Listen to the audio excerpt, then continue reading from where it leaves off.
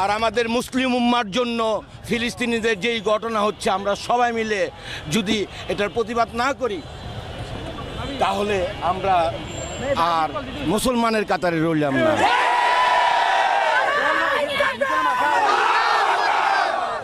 আমার নারায়ণগঞ্জবাসী, আমি যদি আমার নারায়ণগঞ্জবাসী আমার শরীরের চামড়াদা জোতা বানাই দেয়, আমি নারায়ণগঞ্জবাসী ঋণ কখনো শোধ করতে পারবো না।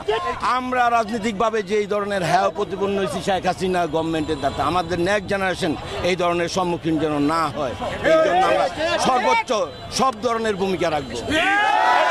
আমি যদি এখানে শুয়ে পড়তে পারতাম তারপরে আমি বলতে পারতাম, হ্যাঁ এই অনুভূতি আমি এখন গিয়ে আমার মার হাতে ভাত খাবো, এটাই আমার সবচেয়ে অনুভূতি। সর্বমূল্যে এই প্রশাসন, আগামী দিনে এই প্রশাসন থাকবে। আমরা এই প্রশাসনকে সহযোগিতা করে একটি নতুন প্রশাসনের মাধ্যমে মানবতার ভিত্তিতে সব কিছু রক্ষা করব।